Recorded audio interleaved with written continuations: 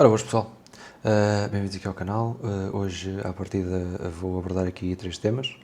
Eu espero que gostem. Como vocês aqui 3 temas, basicamente os 2 primeiros vão ser 2 notícias que não têm nada a ver uma com a outra.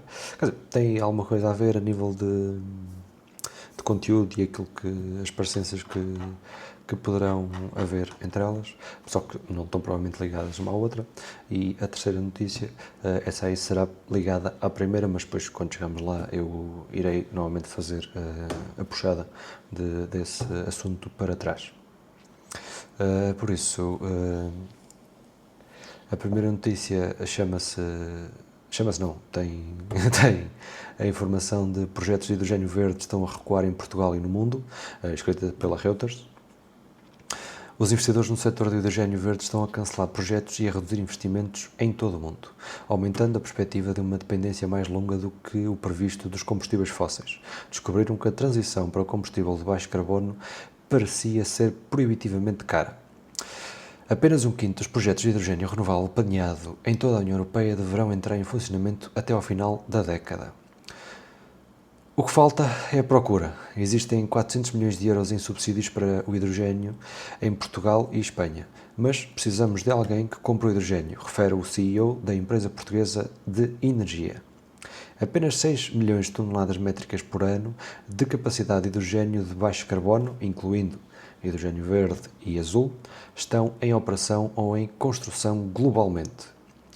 Os preços continuam elevados devido ao alto custo dos eletrolisadores necessários para a produção em grande escala. Basicamente, o hidrogênio verde é aquele hidrogênio que é a separação da molécula de hidrogênio, neste caso as 2 moléculas de hidrogênio e a molécula de oxigênio na água, daí os eletrolisadores serem necessários para esta operação. A Itália transferiu recentemente mais de 600 milhões de euros em fundos pós-pandemia do hidrogênio para o biometano.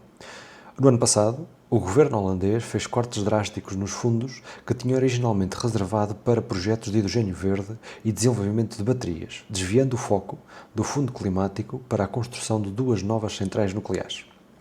Basicamente o que estamos aqui a ver é um retrocesso nas leis europeias sobre a produção e a implementação de hidrogênio, tanto a nível de combustão, tanto como a nível de produção, o que é alarmante no meu ponto de vista, mas irei abordar este assunto um bocadinho mais à frente, mais aprofundadamente. Em relação à parte que fala do governo holandês ter feito cortes drásticos no original investimento para hidrogênio verde e ter passado esse investimento para a energia nuclear, é uma notícia que vejo com olhos minimamente decentes, porque no fim de contas a energia nuclear não pode ser considerada 100% verde devido ao resíduo atómico ou resíduo radioativo que é produzido no final das reações em cadeia, mas no fim de contas pode ser considerada verde, pois o único produto que é produzido, e é um produto que pode ser contido e pode ser armazenado e pode ser seguro em diferentes ambientes, e com uma possibilidade de estudos a posteriori podem ser desenvolvidos técnicas ou formas de reaproveitar esse resíduo das usinas nucleares.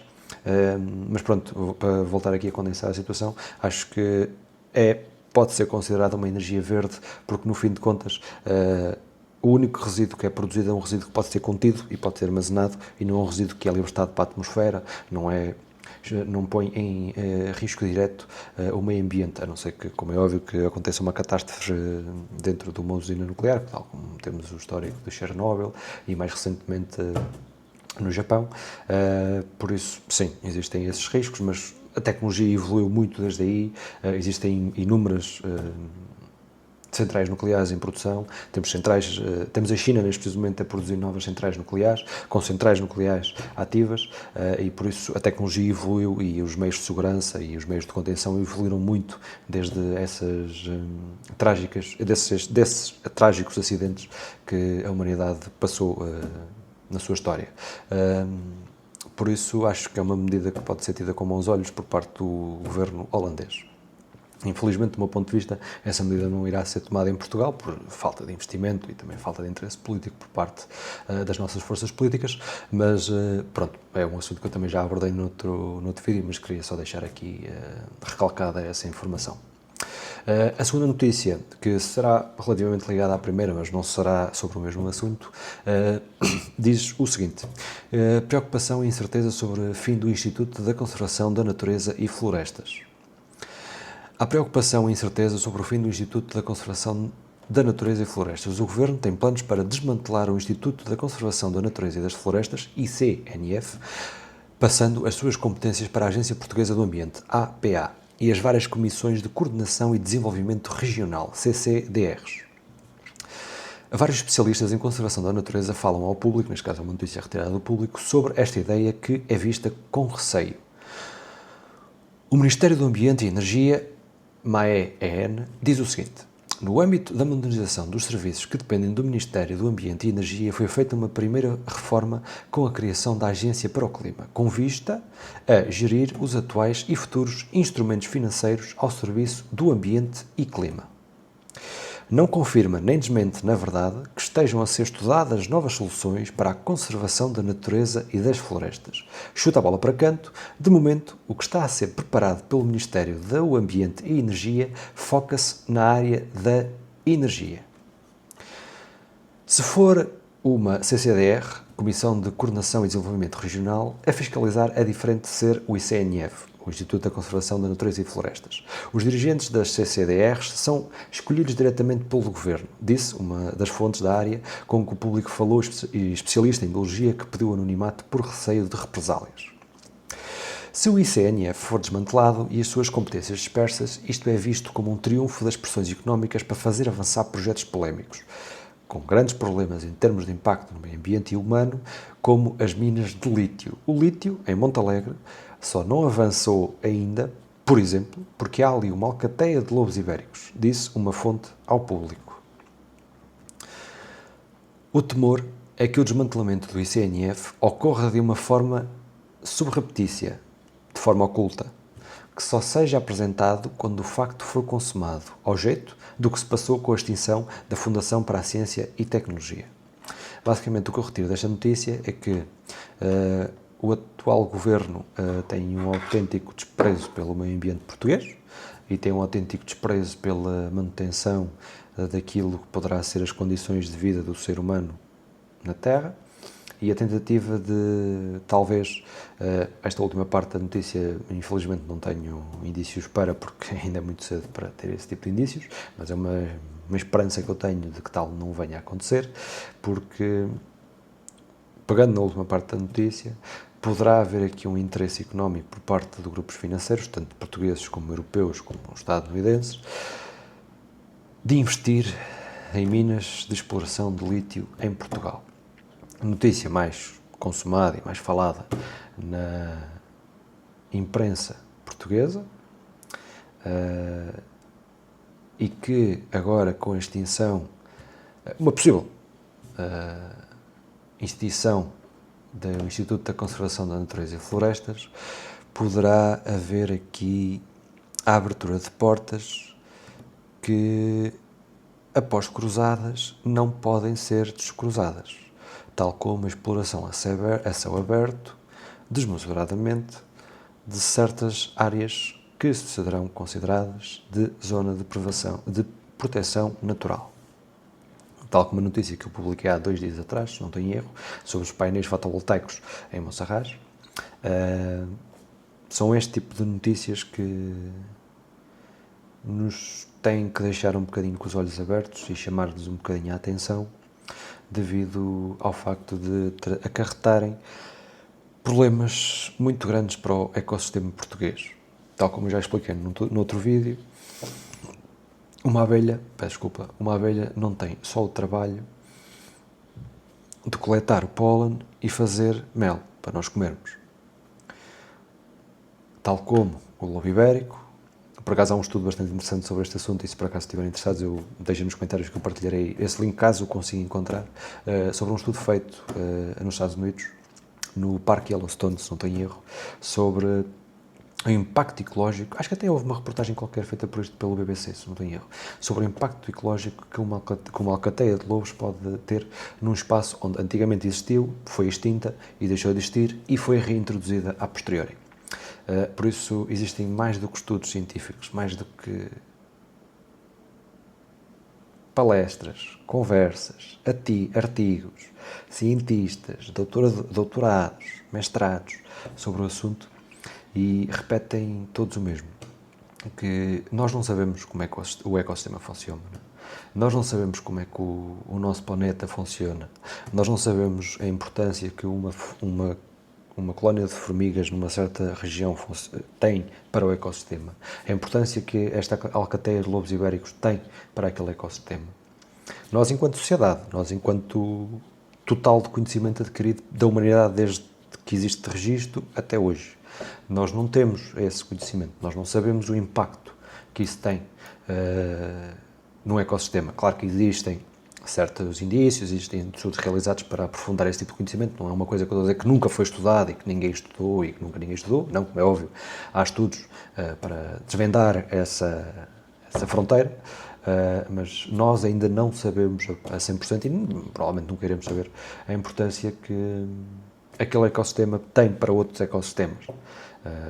Por isso é alarmante esta notícia da possível extinção do ICNF e dos problemas que poderá acarretar para a situação climática que nós estamos a passar neste preciso momento, tanto no país como no mundo, e que à partida tenderá a agravar-se daqui para a frente. Por isso deixo aqui esta ressalva, deixo aqui esta notícia, com esperança de notícias mais felizes a posteriori. Vamos agora aqui abordar a terceira notícia, que, tal como eu disse no início do vídeo, tem aqui um ponto de ligação com a primeira, ao qual eu tentarei fazer aqui uma abordagem do meu ponto de vista sobre possíveis considerações sobre o assunto. A notícia é referente ao 22º Governo, o Governo de António Costa, de 2000 e... dê-me só um segundo...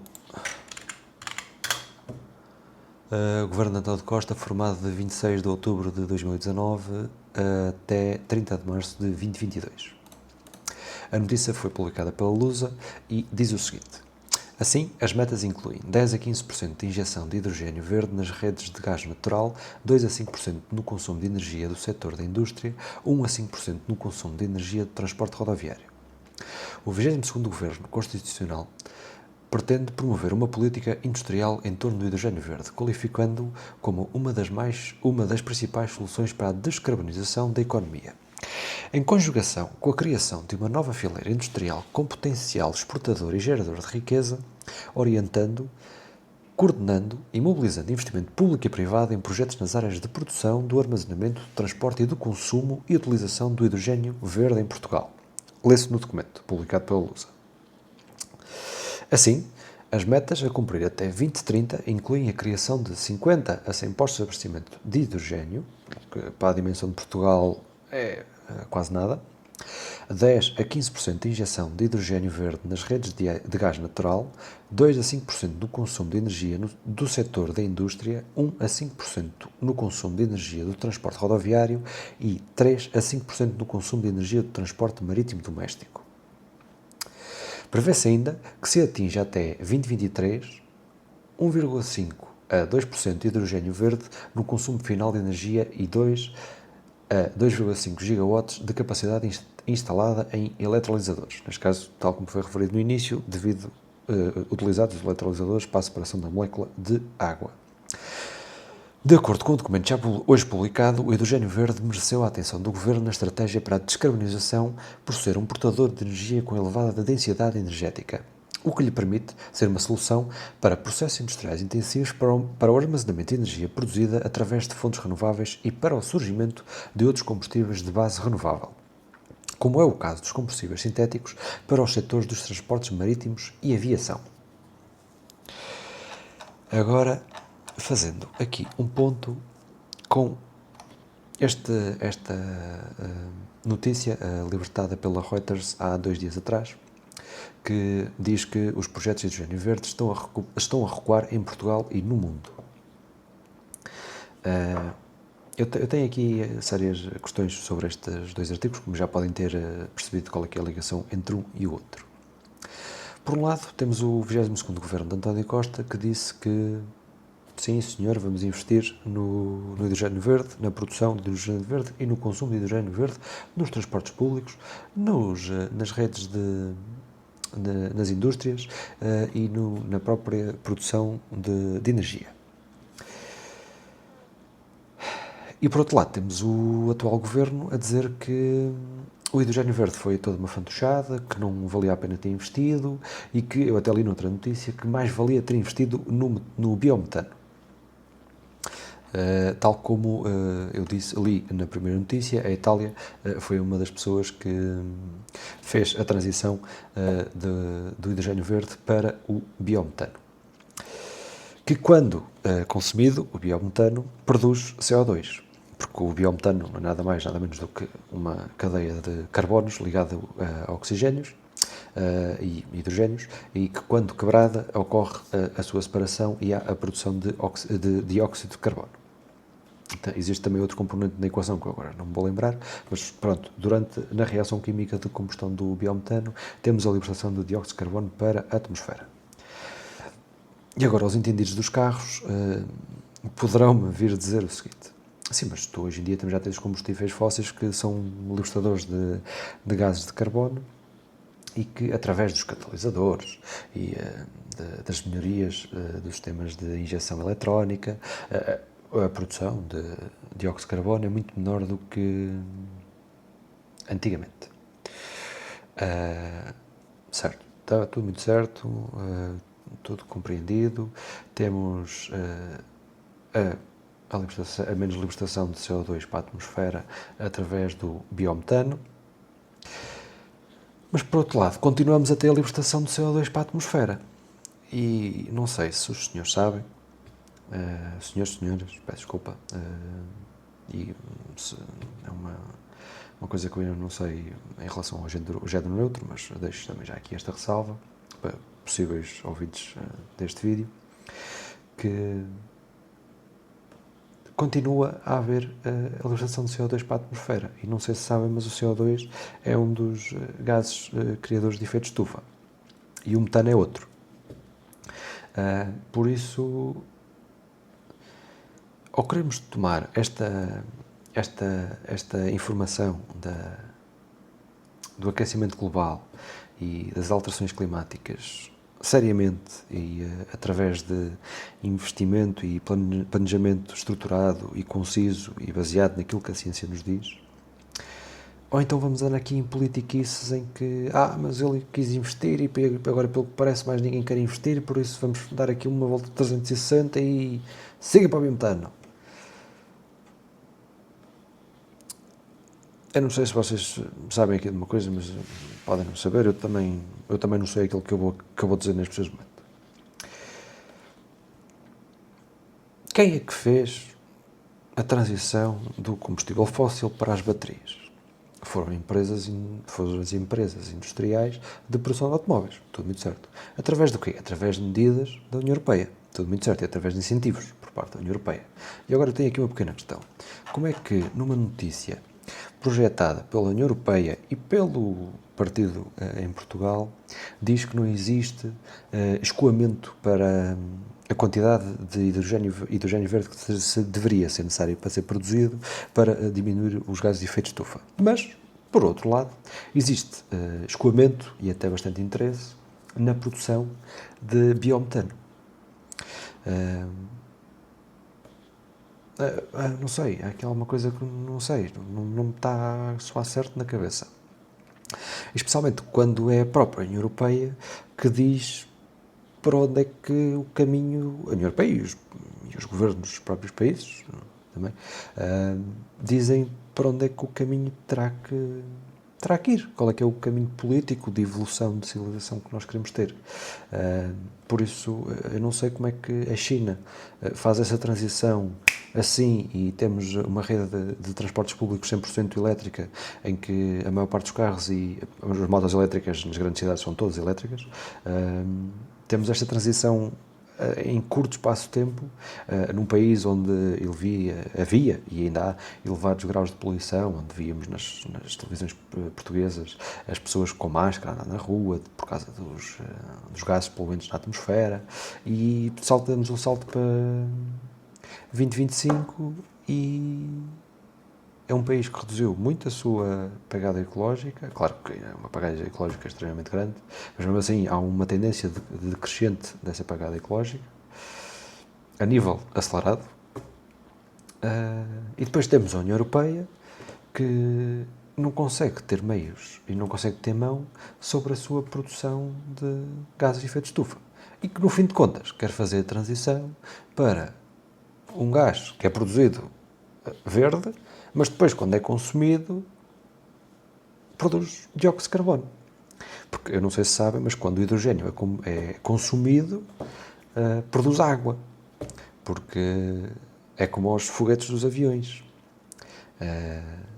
Por isso, não sei, aqui há alguma coisa que não me estava a ter certo. Eu também já vi vários projetos por causa do hidrogênio verde, em que o hidrogênio verde poderia ser utilizado para combustão, mas devido à sua alta instabilidade também poderia ser utilizado para a produção de energia elétrica, para o carregamento de baterias e para ser utilizado em carros elétricos, como por exemplo, imaginamos aqui um carro elétrico comum que vocês querem imaginar na vossa cabeça, onde tem um depósito, em que vocês chegam lá, tiram o depósito fora, metem um depósito de hidrogênio e seguem viagem que já tem o carro atestado. A China já está a fazer isto, não com baterias de hidrogênio, mas com baterias normais. Já há marcas chinesas em que uma pessoa chega a um posto de gasolina, tira a sua bateria do carro, mete lá num dispensório, com tipo aquele das entregas do DHL, em que chega lá, mete o código, mete lá a sua bateria, sacam a bateria carregada e tchau, até amanhã o meu carro está carregado. E em Portugal ainda temos que parar num posto de combustível, e quando digo Portugal digo União Europeia, quando aqui em Portugal ainda temos que ir a um posto de combustível, se calhar for preciso esperar 1 hora para carregar o carro, especialmente se formos para o Algarve no verão, chegar ali e ter que ficar 10, 15 minutos à espera para que o reservatório encha, e depois seguimos a nossa viagem. Para daqui a 250 km ou 300 km temos que parar outra vez, encostar à direita, mais 1 hora numa fila, mais 20 minutos ou seja o que for à espera e siga a viagem. Isto se apanharmos um fast charger livre, né? Porque se não apanharmos um fast charger livre, se for preciso, estamos lá a meia hora ou 40 minutos. Por isso eu não sei como é que uma União Europeia que se pode considerar na vanguarda da ciência e tecnologia, investimento e economia, e essas coisas todas que vocês possam querer ressaltar. E depois, no fim de contas, temos o demónio comunista, ou neste caso a República Socialista da China, em que temos saltos astronómicos a nível de tecnologia e de investimentos em energias renováveis. Mas temos em Portugal a transição de hidrogênio para biometano. Não sei, são essas coisas que de vez em quando me deixam assim um bocado a cabeça a fervilhar e a matutar aqui um bocado. E por isso, como não queria também estar aqui a fervilhar e a matutar um bocado, sozinho, pensei, olha, deixa cá dizer aqui estes moços, que eu sei que eles também curtem e que também gostam deste tipo de coisas. Por isso, sim, vejo isto com bastantes problemas e bastantes ressalvas, porque bastava, no meu ponto de vista, claro que isto depois tem todo um envolvimento económico e político e também relações internacionais com outros projetos evolutivos humanos, que, claro, depois também nos metem aqui um bocadinho os braços atados em relação a certos assuntos, mas no fim de contas, no meu ponto de vista, bastava a União Europeia dizer, olha, meus senhores, é assim, daqui a 20 anos, se isto continuar assim, vamos todos com caraças. Por isso, se calhar está melhor na altura de ajuizar aqui a coisa e, pá, se calhar vamos aqui, pá, ajuizar um bocadinho, apertar os cordões à bolsa e vamos lá fazer aqui um caminho minimamente ecológico, para ver se, pelo menos, as pessoas não morrem, pá. Nós não temos que ir aos países costeiros e construir diques e tentar utilizar medidas proteccionistas para alterações climáticas e apenas aceitar as alterações e, olha, mas se forem extintas 50% das espécies no mundo, o que é que isso é? Nós continuamos cá, as nossas vacas continuam cá, a erva continua cá, por isso Nós vamos continuar a ter comida porque temos vacas, vamos continuar a ter oxigênio porque temos erva e vamos continuar a ter vento porque temos eólicas. Quando esquecem que o maior pulmão do mundo não é a Amazónia, mas é o oceano. E digamos que o fitoplâncton está em vias de estar em situações de extrema vulnerabilidade devido ao aquecimento das águas do mar, mas botijas de oxigênio, já que não produzimos, olha, hidrogênio para queimar com ele, metemos às costas e temos como respirar.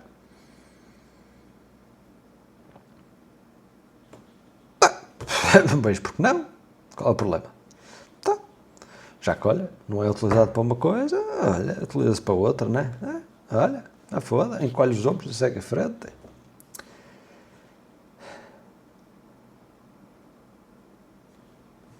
Pronto. Era isto, é muito isto.